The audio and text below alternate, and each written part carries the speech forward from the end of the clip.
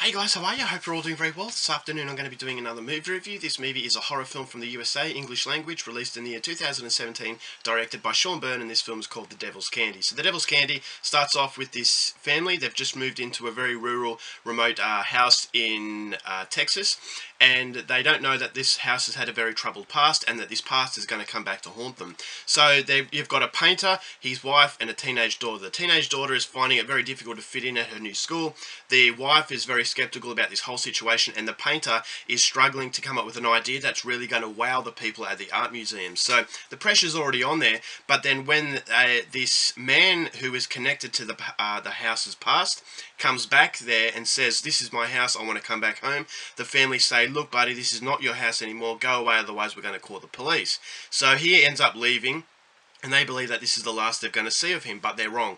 So when the guy goes back to his paintings, he starts off by painting butterflies, but then he starts to hear these voices. And these voices are actually contributing to his new artwork that is getting a lot of attention. And the new artwork is very morbid, very disturbing, and it's starting to worry the wife. And so this man doesn't know what is actually capturing him, but whatever it is making him paint very, very horrific sort of images. And so as the situation starts to spiral out of control, this man comes back to the house once again, but this time he's very angry and he has a force behind him that is going to prove absolutely deadly and devastating. So the situation is about to get very scary, and to prevent myself from giving away any more, if you want to know how the movie unfolds, please go out there and see it for yourself, because that's as far as I'm going with my synopsis.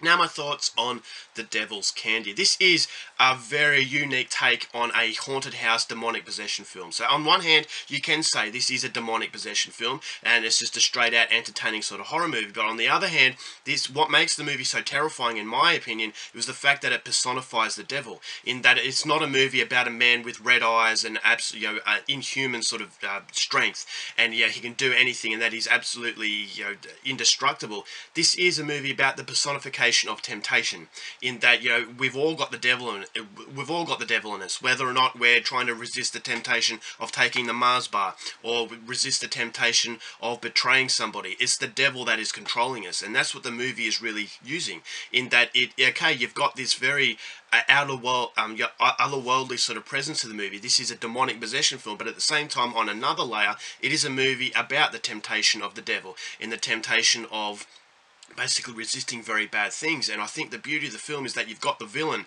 played absolutely superbly by Pruitt Taylor Vince. Now this is a very underrated actor, and he showcases why he's so good is because you've got this guy who's terrifying. This guy is very, very scary, but at the same time very sympathetic, is because you feel as though he's suffering himself, and that the devil doesn't play kindly to anybody, and that we're all pawns in his game. And the movie feels like the devil is actually besieging this house, but he's using the vessel of a human that is very tormented. And so on one hand you've got that aspect of the devil using him, but on the other hand you've got the aspect of untreated mental illness. Maybe this is a movie about paranoid schizophrenia, and maybe it is a movie about the devil giving him this paranoid schizophrenia. And some people might believe, in the old days when it come to mental illness, a lot of people thought that it was the work of the devil, is that if you were hearing voices, it was the devil. And so it's what makes this film so interesting, is that you've got sort of an aspect of demonic possession, but you've also got an aspect of old-fashioned values on what they thought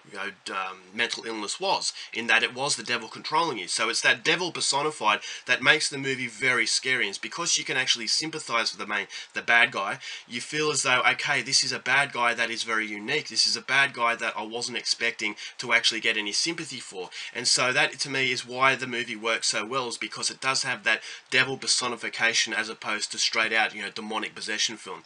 And then on the other hand, you've got Ethan Embry, who plays the father, who I thought was a symbolization of everything that was good. He was a very good father. He was a very cool father. And you feel as though this family is a family you want to see come out of this ordeal. And so it's good versus evil. It's the devil besieging this house.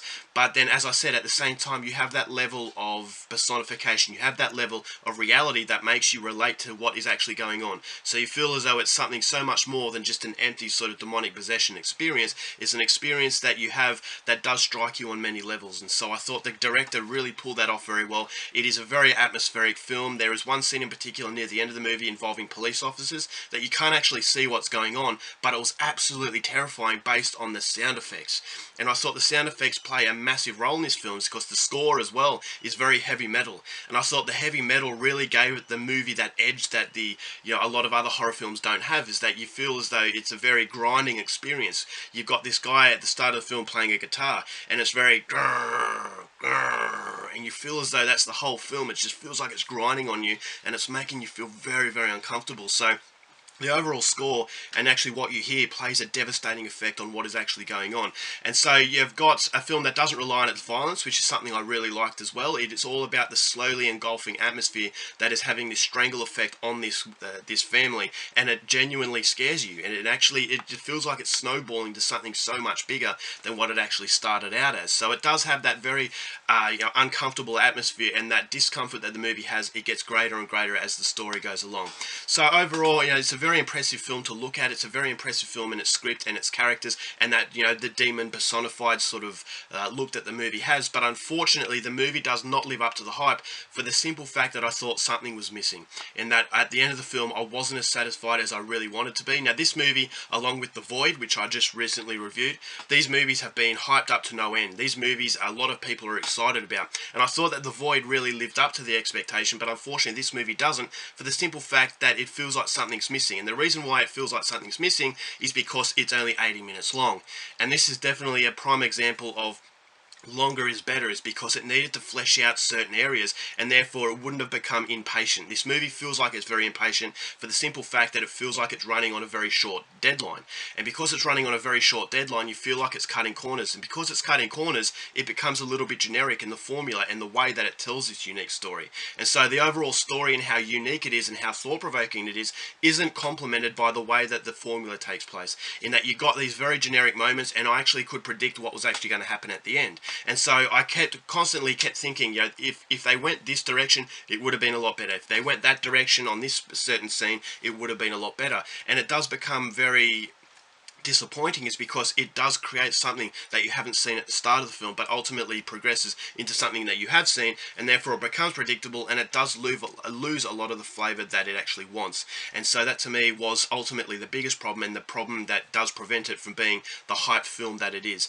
But having said that, you might get something a little bit more out of it than I did, but I just thought that the fact that it's too short, it forces it to be a generic sort of way that the story is told, and therefore it does hurt it quite considerably. And I thought the ending was really a letdown. Now, I make this comparison a lot in my reviews, in that it's like a firework that is promising to illuminate the sky and really wow the audience, but it just fizzes out. It's basically a dud. It's basically an anti-climax. You're waiting for it, and then you think, oh, okay, well, bad luck. And that's exactly how I felt at the end of this film, is I thought it could have been a lot better, and I thought there were a few moments that were a little bit of a cop-out, and I thought it was a little bit convenient for the purpose of the film, but because it's short, the runtime is so short, it forces it to be a little bit too convenient. And so I just thought the overall runtime of 80 minutes is ultimately the film's biggest killer. But having said that, there are a lot of things to like about this movie. It is very unique in the way that it's telling its story based on a demonic sort of demonic possession or haunted house sort of aspect. So it's definitely a movie I would say go out there and see. It's not bad by any means, but it just feels like it's a lot worse than it is, because I was expecting it to be really, really high,